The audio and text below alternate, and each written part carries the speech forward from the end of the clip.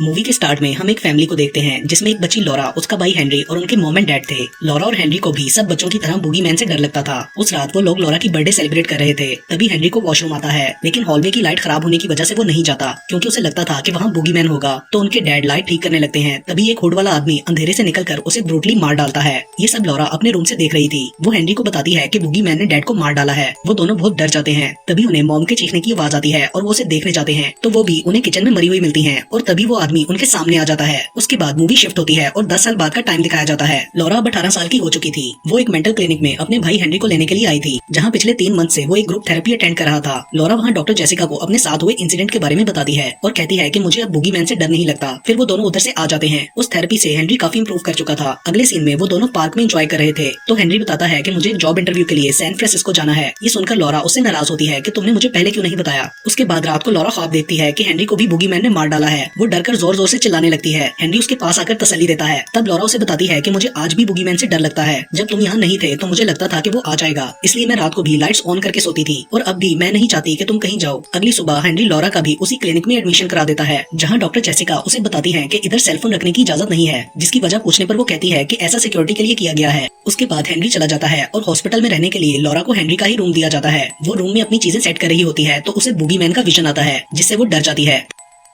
तभी ग्रुप के members mark और पॉल उसे मिलने आते हैं। मार्क को अंधेरे से डर लगता था और पॉल को जम्प्स का फोबिया था। पॉल अलमारी की लाइट्स ठीक कर देता है, जिसकी वजह से लॉरा डर रही थी। फिर हम साइकेट्रिक डिपार्टमेंट के हेड डॉक्टर एलन को देखते हैं, जो डॉक्टर जेसिका के साथ ग्रुप का थेरेपी सेशन करते हैं। वहाँ लॉरा दूसरे मेंबर्स एलिसन, डैरन और निकी से मिलती है। एलिसन को सेल्फ हार्म का फोबिया था। वो टेंशन में अपनी स्किन काटने लगती थी। डैरन को गैदरिंग वाली आउटडोर जगहों पर जाने से डर लगता था। उसे एंजाइटी फोबिया था। और निकी को ईटिंग डिसऑर्डर की बीमारी थी, इसलिए उसे मोटे होने से डर लगता था। लॉरा सबको अपने डर का बताती है तो निकी उसका मजाक उड़ाने लगती है, जिससे वो डिसअपॉइंट हो जाती है। लेकिन डॉक्टर जेसिका उसे बताती है कि मेरी मदर को सिजरोफ्रेनिया था और मुझे ये डर लगने लगा था कि कहीं ये बीमारी मुझे भी ना हो जाए, लेकिन मैंने साइकियाट्रिस्ट बनकर अपने डर पर काबू पाया। इसलिए तुम्हें भी अपने डर को एक्सपोज करना होगा, अपने अंदर छुपाकर मत रखो। तो लॉरा उनकी बात समझ जाती है। उसके बाद एक स्टाफ मेंबर पेरी मार्क को कोई ड्रग देता है, जिसे पीने के लिए वो बेसमेंट में चला जाता है। ड्रग पीते हुए हमें उसके पीछे बूगी मैन नजर आता है। अचानक मार्क को कोई आवाज आती है और फिर एक एक करके बेसमेंट की सब लाइट्स ऑफ हो जाती है। क्योंकि मार्क को अंधेरे से डर लगता था, इसलिए वो लिफ्ट की तरफ भागता है, मगर वो नहीं खुलती और फिर उसकी चीख की आवाज आती है। उधर रिसेप्शनिस्ट ग्लोरिया को लिफ्ट में कोई खराबी लगती है और वो चेक करने के लिए नीचे बेसमेंट में जाती है, जहाँ उसे मार्क की आधी कटी हुई बॉडी लिफ्ट के अंदर लटकी हुई नजर आती है, जिसे देखकर वो बहुत ज्यादा डर गई थी। अगले सीन में सब लोग उसकी डेथ पर बात कर रहे होते हैं। उन्हें लगता था कि मार्क अंधेरे से भागते हुए एलिवेटर शाफ्ट में गिरने की वजह से मरा है, लेकिन लॉरा को ऐसा नहीं लगता था। वो कहती थी कि ये शायद बूगी मैन ने किया है। अगले दिन लॉरा ये सब हेनरी को बताकर आने का कहती है। उसे लगता था कि बूगी मैन वापस आ गया है। हेनरी कहता है मैं सुबह आ जाऊंगा। फिर वो डॉक्टर एलन को बताती है कि कल मैं यहाँ से चली जाऊंगी, क्योंकि वहाँ सबको लगता था कि बूगी मैन रियल में नहीं होता। डॉक्टर उसे रुकने के लिए कहते हैं कि इस तरह हम तुम्हारे असली डर को ढूंढेंगे। अगले सीन में जेसिका डॉक्टर एलन को बताती है कि आज रात मैं इधर ही रुकूंगी, क्योंकि सब बहुत डिस्टर्ब्ड हैं। डॉक्टर कहता है कि तुम्हारा इस ग्रुप को बनाने का डिसीजन बहुत गलत था। इस एक्सीडेंट की वजह से हम बोर्ड को क्या जवाब देंगे। जेसिका उनसे सॉरी करती है। शॉवर लेते हुए लॉरा को ब्लड नजर आता है। वो डर जाती है, लेकिन वहाँ एलिसन अपनी टांग को काट रही होती है।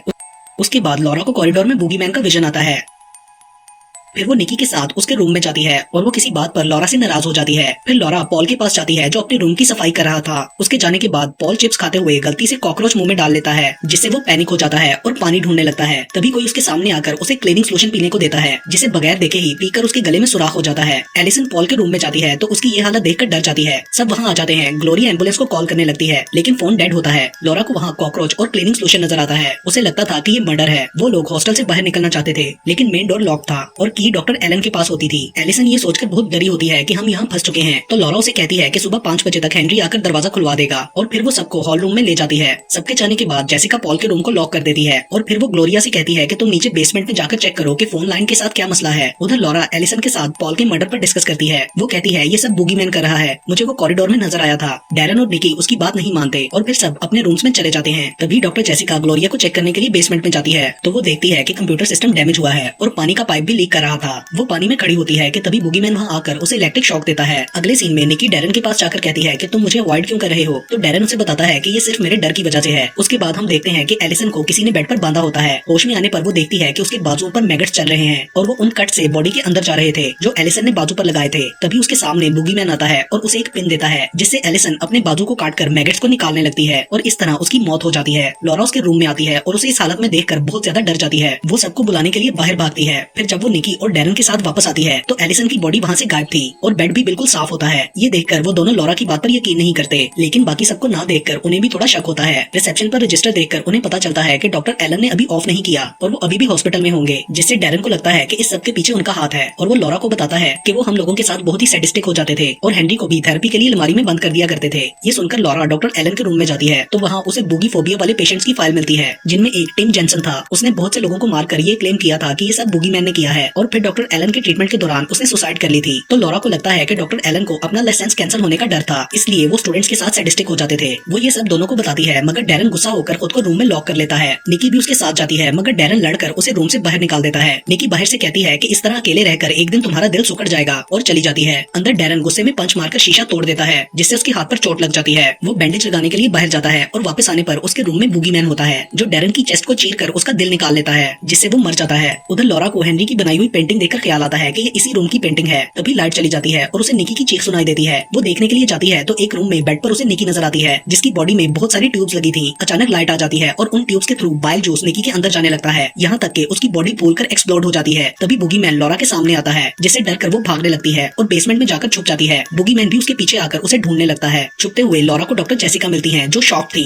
और ही इज रियल बुड़बुड़ा रही होती हैं। साथ ही उसे ग्लोरिया की बॉडी भी नजर आती है। लॉरा डॉक्टर जेसिका के मुंह पर टेप लगा देती है। तभी बूगी मैन उसे ढूंढ लेता है। लॉरा उस पर रैंच से अटैक करके भाग जाती है। बूगी मैन भी पीछे आने लगता है। लॉरा उसे फायर अलार्म में फंसाकर भागती है तो डॉक्टर एलन उसके सामने आते हैं, जिन्हें लगता था कि टिम की तरह लॉरा ने सबको मारा है। वो बताते हैं कि पुलिस आने वाली है और उसे इंजेक्शन लगाने लगते हैं। तभी बूगी मैन आ जाता है, लेकिन लॉरा के बताने पर भी वो यकीन नहीं करते, तो वो उन्हें चाकू मार देता है और तब हमें पता चलता है कि बूगी मैन कोई और नहीं बल्कि हेनरी था। यहाँ हमें दिखाया जाता है कि कैसे बूगी मैन ने अलमारी में हेनरी को पोजेस कर लिया था। हेनरी से डरकर लॉरा भागने लगती है। वो उसके पीछे जाने लगता है, मगर डॉक्टर एलन उसे आवाज देकर बुलाते हैं तो वो उनकी तरफ चला जाता है। लॉरा हथौड़ी लेकर बाहर आती है और देखती है कि हेनरी ने डॉक्टर एलन की आंखों में नीडल्स घुसा दी हैं। वो छुपने के लिए एक जगह पहुंचती है, जहाँ उसे हेनरी का बूगी मैन वाला सामान मिलता है और अपनी और हेनरी की एक फोटो भी नजर आती है। वो वहाँ से बड़ी कैंची उठाकर छुप जाती है। कोई रूम का दरवाजा नॉक कर रहा होता है, लेकिन तभी उसे अपने पीछे बूगी मैन नजर आता है, तो वो उसके गले में कैंची घुसाकर मार डालती है। उसके बाद पुलिस वहाँ आ जाती है और वो बूगी मैन का मास्क उतारते हैं तो लॉरा देखती है कि वो डॉक्टर जेसिका थी, जिससे वो समझ जाती है कि हेनरी ने डॉक्टर जेसिका को अपना ड्रेस पहना के उसे धोखा दिया था और वो खुद भाग चुका है। पुलिस लॉरा को सस्पेक्ट समझकर अरेस्ट कर लेती है और इसके साथ ही ये मूवी यहीं पर खत्म हो जाती है।